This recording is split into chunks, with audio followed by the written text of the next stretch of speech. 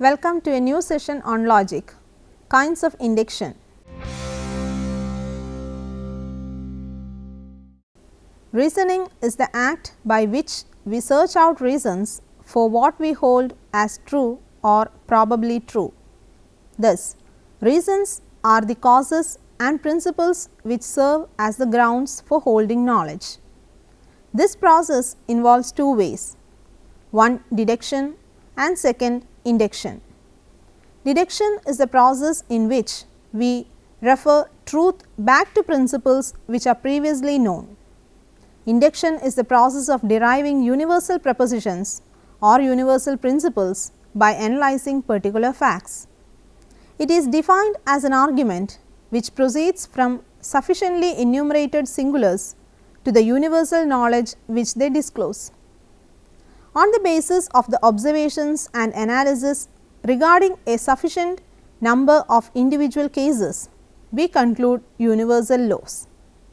According to J. S. Mill, induction is the process by which we conclude that what is true of certain individuals of a class is true of the whole class, or what is true at certain times will be true in similar circumstances at all times. It is the mode of generalization in which we express that what is true to some members of a group is true to the whole group. In induction, the conclusion is more general than the premises. The first step in induction is the keen and proper observation of particular facts.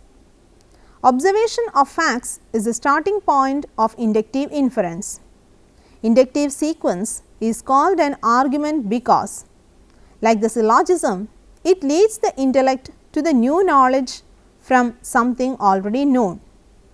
It differs from syllogism only in that it represents a passing of the intellect from the plane of the singular and the sensible to the plane of the universal.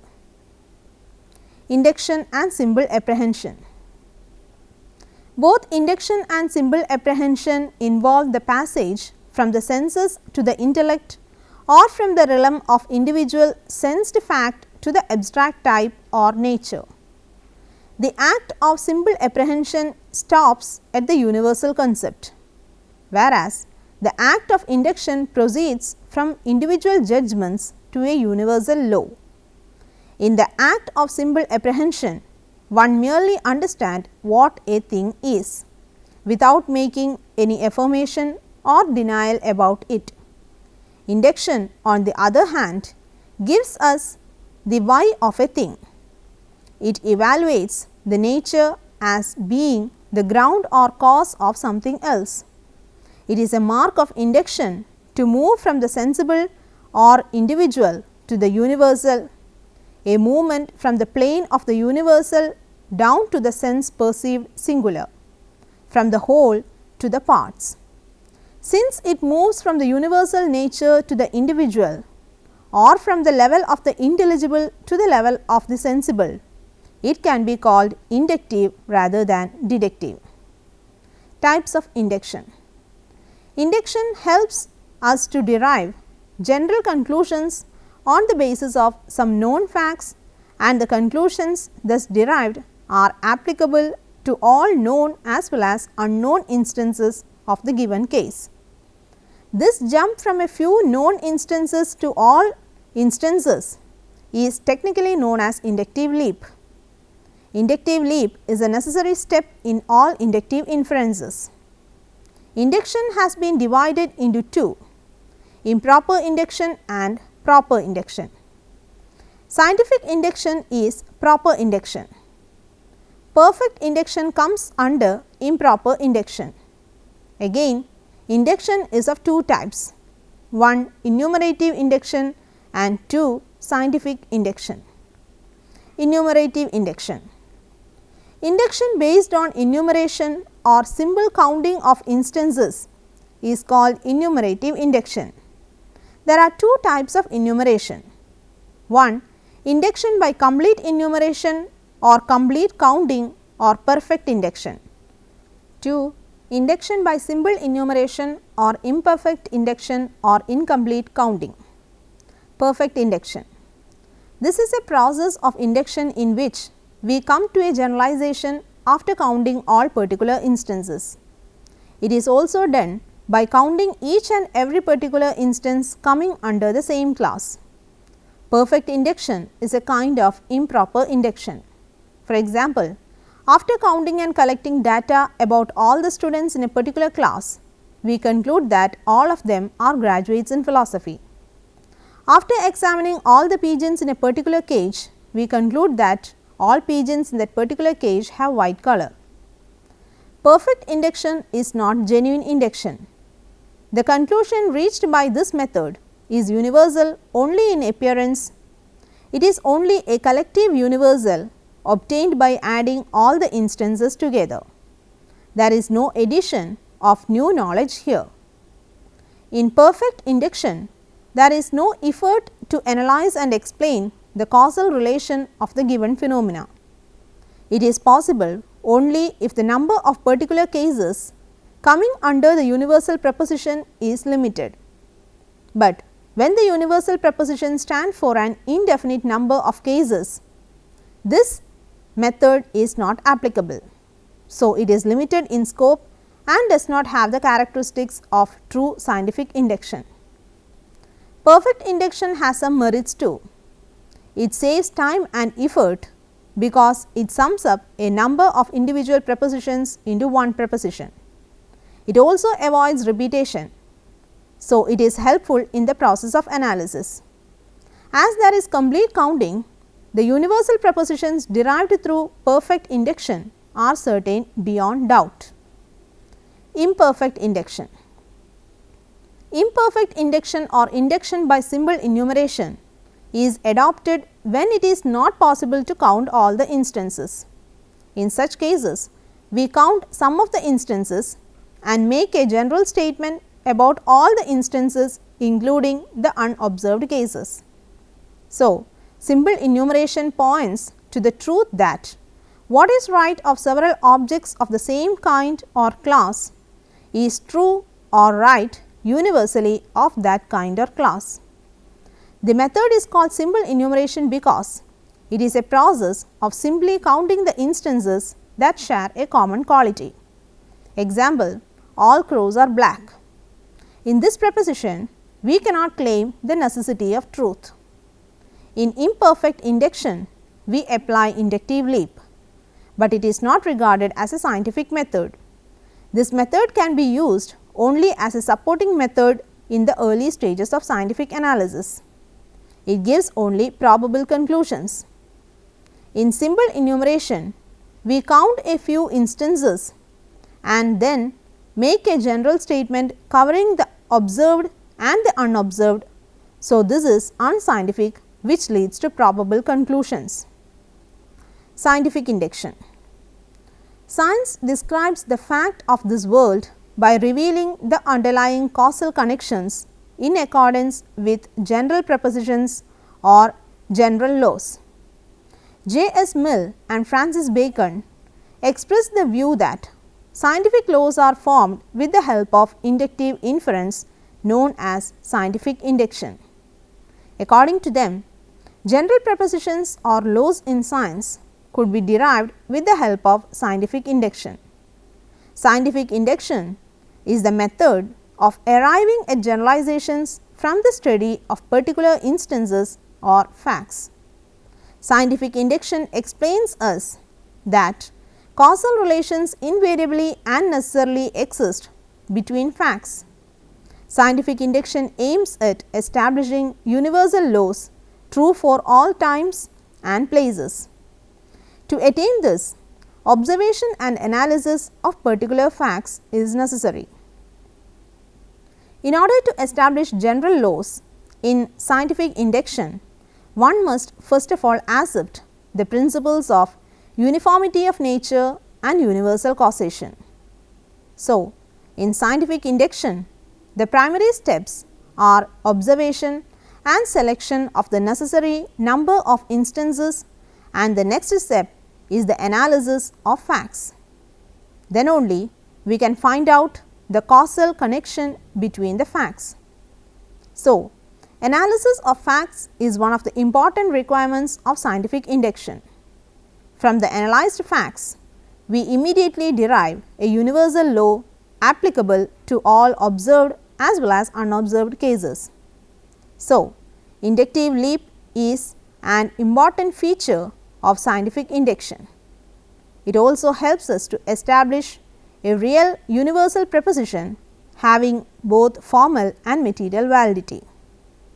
Observation and experiment are the material grounds of induction, and the formal grounds of induction are the postulates.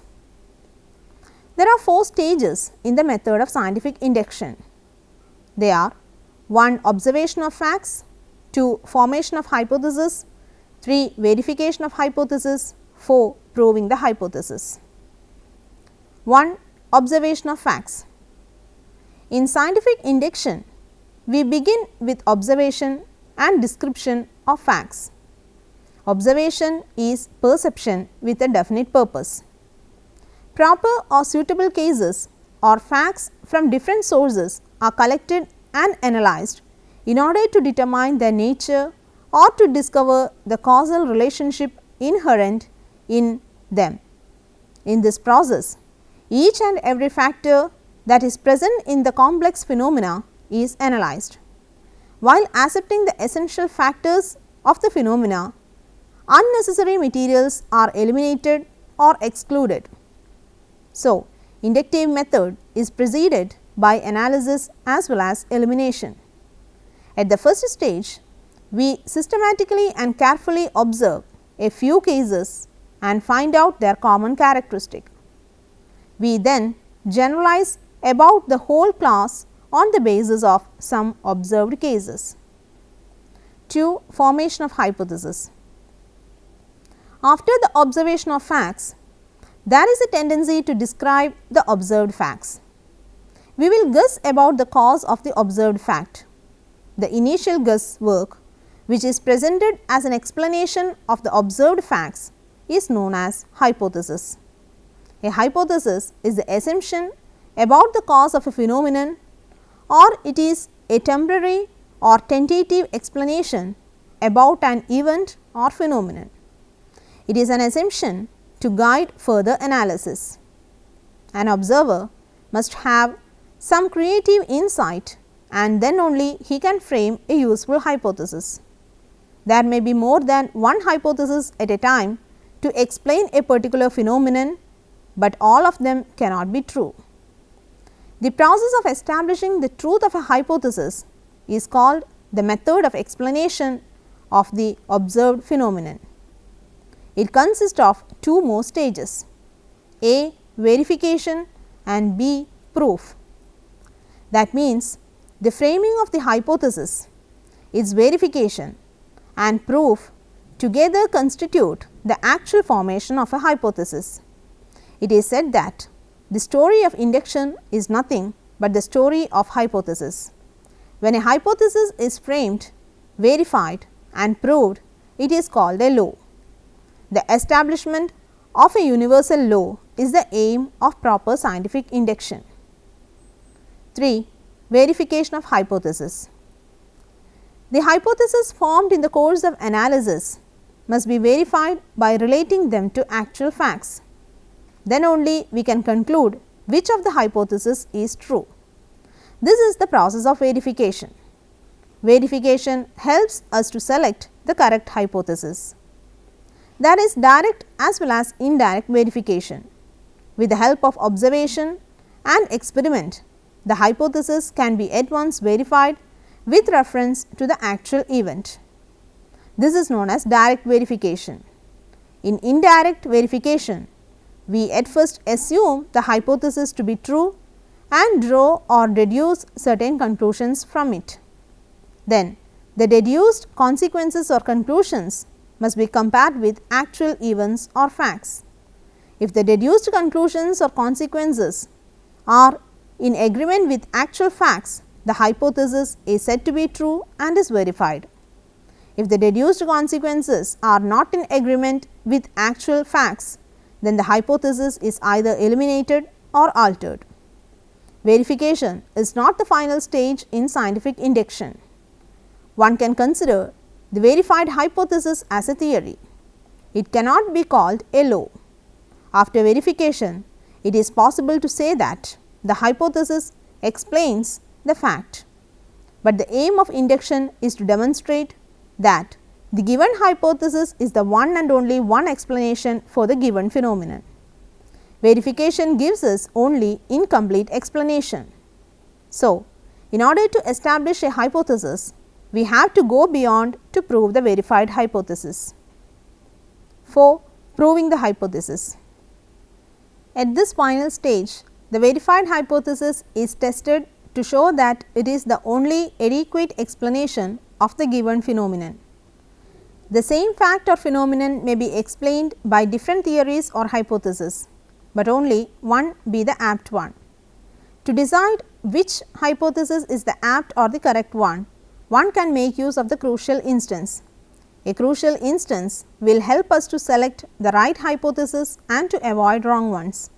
In induction, crucial instance is the phenomenon or the event that can be explained by only one of the rival hypotheses. The other can be rejected. Here, the crucial instance is obtained by an experiment. When a crucial instance is obtained by an experiment, it is called a crucial experiment. When the ultimate validity of a hypothesis or a theory is established beyond doubt. So, in scientific induction, crucial instances have an important role to play. It will help us not only to prove the hypothesis, but also to select the right hypothesis. Hence, we can say that crucial instances help us to find out and test hypothesis. If the crucial instance is provided by experiment, then it is called a crucial experiment. When a hypothesis is found to be true after verification, it is accepted as a theory. A theory is a hypothesis that acquired a higher status by verification. So, compared to a false hypothesis, a theory has a very high value in the process of inductive inquiry. It is a true hypothesis. When a theory is proved and established beyond doubt, it is called a law. This general law is the final product of induction. Induction and scientific method. Induction now can be seen as one of the ways of reaching new truths from truths already possessed. This concern with the formal structure of induction must be distinguished from its application in philosophy and in the experimental and social sciences connected with the procedures and methodologies to various disciplines. Although the basic character of induction is always the same, the subject matter in which it is realized varies so much from one field of investigation to another. There are two factors that determine this basic character of probability. 1. Induction starts from observation. In the case of many of the sciences, they are far beyond the capacities of common sense. This gives rise to the question's relation to the prior powers of observation. These belong to the study of scientific method rather than to logic proper. 2. Induction as an argument implies the insight into the universal pattern which truly stands for the individuals which have been investigated. The problem is to know just when our experience justifies us in saying every or even most of the time from a limited investigation. In the case of sciences, dependence on the nature of the subject matter is that the question of certitude and probability can be brought out only against a background of knowledge within those sciences. Natural sciences are essentially dependent upon the activity of induction because their initial generalizations are drawn from the material world. The world of nature is a contingent world that in order to know how it is, one have to go and look at it. Thus, with the growth of the natural sciences, there has been an increasing emphasis on the methods of induction. Francis Bacon argued that the old logic, the laws of deduction, was outdated and should be supplanted by a new logic or novum organum. Thus, there was a recognition to discover rather than to deduce the nature of things. The stress in the natural science therefore should be on method on the techniques of discovery rather than on the laws of deduction. Although Bacon criticized the old Aristotelian logic, their insistence on scientific methods, which was purely inductive, is in actual fact a constant interplay of induction and deduction. The primitive generalizations of the sciences are arrived by induction. Deduction plays an increasingly important part because these generalizations are woven into more and more complex systems. Deduction too is used in testing the hypothesis to strengthen those that are valid and to eliminate or modify those which are fruitless. Logic of induction or the material logic or the logic of truth thus refer to the methodology of the sciences. Logic studies the substructure of the sciences, that is, the basic laws of reasoning. Now, let us summarize. This session introduces induction as one of the basic forms of reasoning. There are different kinds of induction, namely perfect and imperfect induction. Scientific induction establishes a real universal proposition having formal and material validity. The general proposition established by scientific induction must be based on real facts. There are 4 stages in scientific induction, namely observation of facts, formation of hypothesis, verification and the proof. It starts with observation of facts and moves to the stage of verification, where the hypothesis is tested to find out whether it is true or false. In contrast to deduction, which operates only on the plane of the universal, induction represents a passage from the sense level to the intellect, from the singular to the universal. Both induction and deduction comprised inferences from knowledge previously possessed, but the inductive sequence differs fundamentally from the deductive. There are a few assignments for you to work out. 1. Induction gives importance to both formal and material validity. Explain. 2. Deduction is formal logic. Explain. 3. Define scientific induction and describe its various stages. 4. Deduction and induction are interdependent. Explain. 5. Explain the role of induction in shaping other sciences. You can refer following books for further study. 1. Kilgore J. William, An Introductory Logic, Reinhardt and Winston Publishers, London 1968. 2. Sullivan J. Daniel, Fundamentals of Logic, McGraw-Hill Book Company, New York 1963. 3. Cohen R. Morris and Ernest Nagel, An Introduction to Logic and Scientific Method, Allied Publishers, New Delhi 1976. 4. Copy M. Irwin, Introduction to Logic, Macmillan, New York 1982. 5. A Textbook of Logic, SCERT, Thiruvananthapuram 2003. Thank you for watching this program. Let us meet in another session with another topic. Till then, bye.